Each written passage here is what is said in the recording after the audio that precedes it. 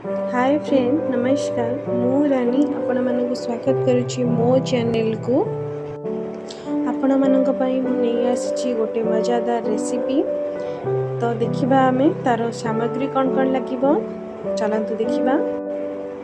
देखंतु मु सूजी नेची, गोटे कप नडिया कोरा, चीनी, लूण आउ गुजराती को मु छेची की गुंड करिकी नहीं जाईची। एबे हमें गोटे कड़ाई नहीं जिबा, सेदरे टिके पानी दबा। एबे रखिथिबा चीनी को हमें सेथरे दे दबा। एबे हमें चीनी और पानी को भलसे मिक्स कर नबा। देखंतु हमर चीनी मेल्ट हबार लागिलानी।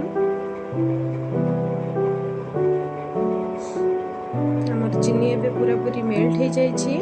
एबे हमें सेथरे नडिया गुरा दे दबा।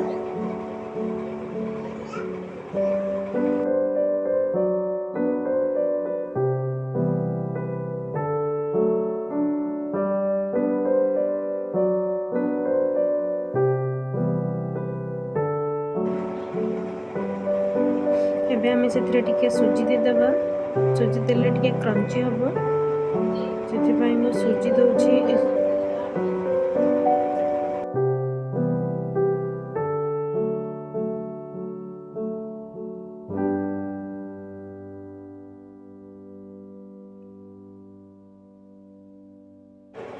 देखंतु हम नडिया पूरा प्रस्तुत हो जाईची।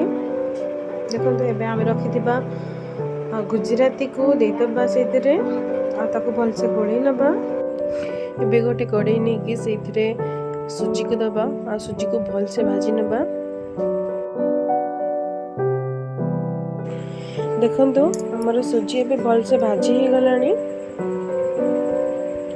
एबे हम सेथरे पानी दे दबा। जो मेजरमेंट कप रे मु सूजी नहीं थिली सेही मेजरमेंट कप रे मु 2 कप पानी दउची सेथरे। एबे सेथरे स्वाद अनुसार लूण दे दबा आ स्वाद अनुसार चीनी भी दे देबे। मु चीनी टाको शूटिंग करिनी, भूली जाईची। आपण माने निहाती देबे चीनी को, नहले पिठार स्वाद ही किछि आसीबनी। एबे हमें सूजी को एमती गोळे गोळे ताको गोटे खली टाइप रो कर दबा। देखंतु मु केमती गोळौची ताको। देखंतु ताको एमती पूरा खली टाइप रो करिबा।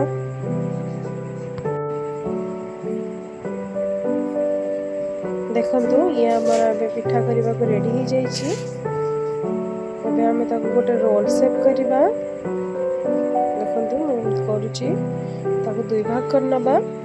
एबे हमें गोटे बेलना पेड़ा नबा आ सेदरे से सूजी को रखी ताको राउंड शेप करबा। देखंतु मु केमती करूची।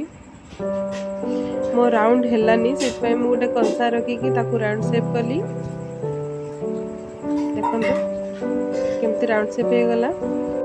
एबे सेथिरे हमें प्रिपरेशन करथिबा नडिया कुरा को एमती टाइप रो दे दबा। देखंतु मु जेमती दउची।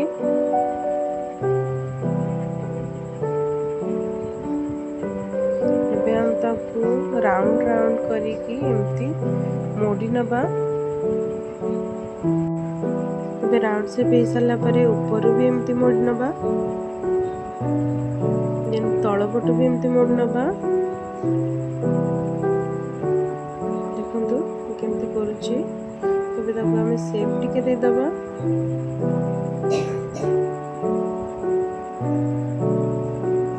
देखंतु हमर गोटे रेडी हो गला। एमती हमें सब पिठा को एमती रेडी कर नबा।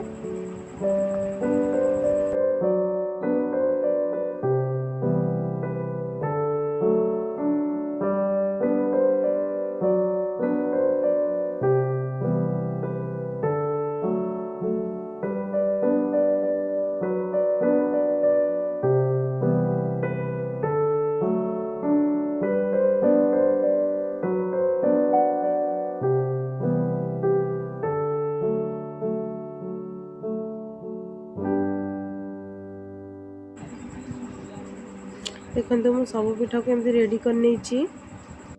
एबे पिठा को स्टीम करने पे गोटे टेक्ची रे पानी नबा और से पानी को ताती गला परे गोटे छणी रखी दबा ता ऊपरे। एबे पिठा को देई ताको घोड़े नबा। 10 मिनिट परे देखंतु पिठा हमर रेडी हो जाईची। एबे आमे ताकू ठंडा पे छाड़ दबा।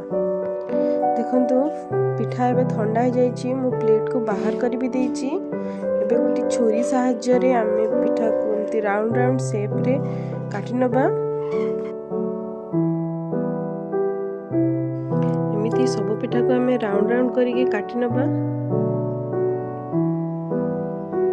ये पिठा खाइबा को मध्ये बहुत टेस्टी हेताए आ हेल्दी भी हेताए। काटी सारिबा परे आमे प्लेट को सर्व कर नबा।